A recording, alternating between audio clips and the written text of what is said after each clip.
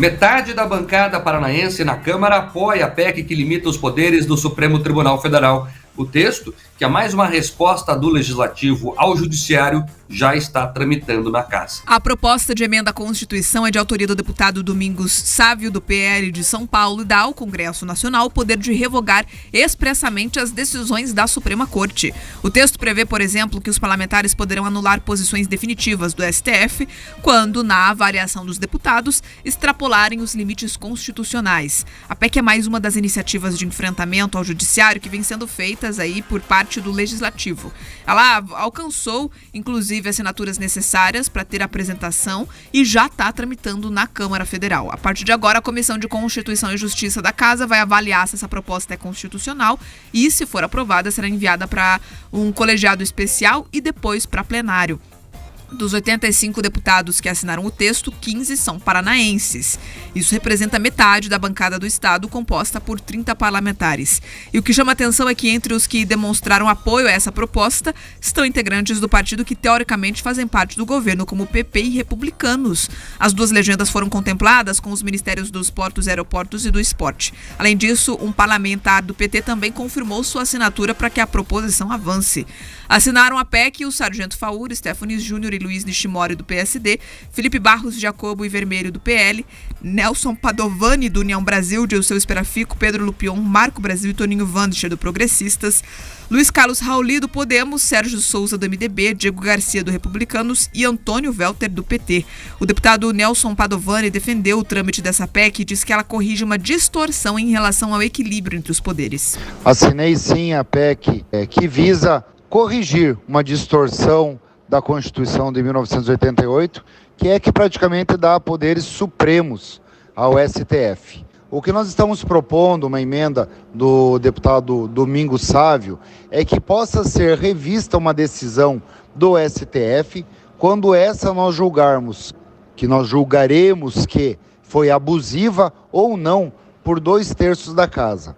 Nós temos visto o STF legislar em muitos casos, como o direito de propriedade, como a questão do aborto, a descriminalização das drogas, o imposto sindical, a questão da legítima defesa, sem revanchismo, apenas para prestar esse equilíbrio entre os poderes. O deputado Diego Garcia, do Republicanos, ressaltou que a proposta deve tramitar com urgência na Câmara e no Senado. Essa PEC ela precisa tramitar com regime de urgência dentro do Congresso Nacional. Não dá para aceitar mais o avanço desse ativismo judicial que atropela o tempo todo leis que são amplamente debatidas e discutidas dentro do parlamento, que ora demoram anos diante da tramitação legislativa que exige alguns temas de discussão e debate, e simplesmente aí na canetada de um ministro, todo o trabalho defendido dentro do Congresso, que representa a ampla maioria dos brasileiros, é jogado literalmente aí na lata do lixo. Então não dá para aceitar mais, tem que ter um equilíbrio. Para ser aprovada, a PEC vai precisar de 308 votos na Câmara e de 49 no Senado, em 2 turnos de votação em cada casa. Esse é o quórum exigido para aprovar mudanças na Constituição. O quórum qualificado é muito difícil, né, se atingir ele, por isso que é tão difícil emendar a Constituição. Esse assunto é importantíssimo. Primeiro é importante entender o contexto em que ele é colocado. Um contexto em que o Legislativo começa a impor limites ao Supremo Tribunal Federal. É muito importante que isso aconteça, porque uma república funciona assim mesmo. Só o poder para o poder. Então é importante que o poder que está se sentindo ali, de certa forma, desprestigiado, desrespeitado, né, imponha sua força para que as coisas voltem ao equilíbrio. Esse é o famoso freios e contrapesos funcionando na prática. É um momento histórico do país, é importante que as pessoas entendam isso. Ponto 2. A discussão sobre limitação de mandatos para ministros do Supremo Tribunal Federal é importantíssima. Ela já acontece, por exemplo, em cortes europeias. Geralmente, entre 8 a 12 anos é o que dura o mandato de um ministro das Supremas Cortes por lá. Agora, ela sozinha não resolve os problemas institucionais que temos hoje. Por que a medida sozinha não resolve? Porque, por exemplo, daqui a pouco, se você não aprimorar, né, os controles e as competências do Supremo Tribunal Federal, você vai ter ali uma corrida de ativistas que vão ali tentar, de alguma forma, correr contra o relógio durante os seus mandatos para impor a sua agenda.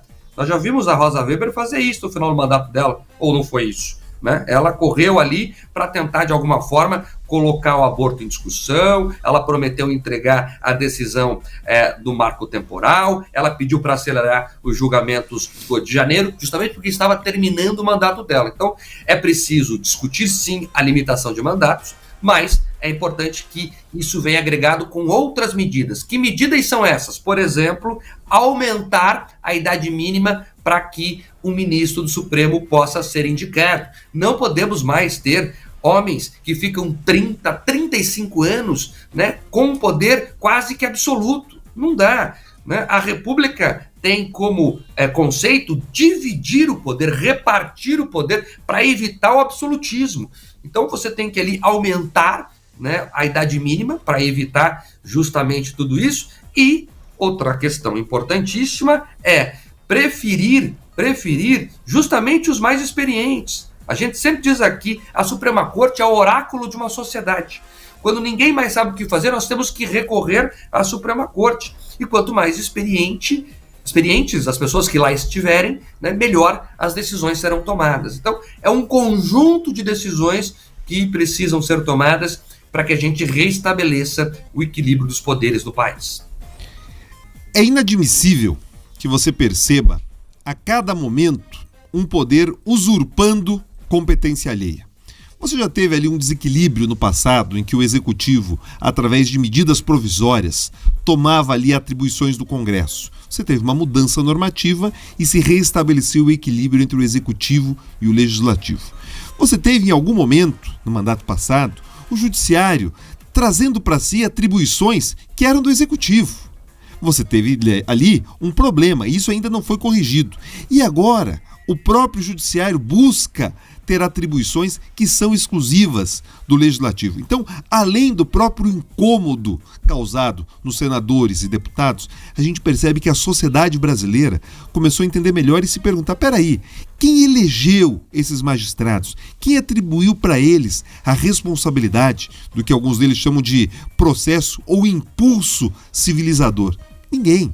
Talvez ali aquele presidente que o indicou naquele momento do Senado, que o sabatinou muitas vezes mal sabatinado, e você percebe que eles não têm adesão com aquilo que pensa a sociedade brasileira. Então, quando o Congresso faz esse movimento de enxergar instrumentos para poder controlar decisões absurdas no que tange a interpretação da Constituição, não em casos criminais. Então é importante que esse projeto de lei não avance em reformar decisões na esfera penal do Supremo Tribunal Federal, porque daí você teria um conflito de interesse. Mas em salvaguardar o interesse do legislador, isso sim é o que estabelece a divisão ali aprovada na Constituição de 88. Então é fundamental sim que o Legislativo coloque freios. O Mark trouxe alguns elementos que poderiam aprimorar o exercício da atividade da Suprema Corte. Outros talvez seriam critérios melhores que garantissem a impessoalidade. Então você ter ali advogados que já atuaram na esfera penal para o presidente da República é no mínimo questionável. Você ter outro magistrado que já atuou na defesa do partido que está no governo também é questionável. Você perceber ali que relações de parentesco já foram utilizadas, mais questionável ainda. Então, ter critérios objetivos, mais consistentes, faria bem também ali para o exercício dessa magistratura na Suprema Corte, que é tão importante. Mas esse reequilíbrio buscado pelo Congresso, sim, é um momento oportuno e deve acontecer.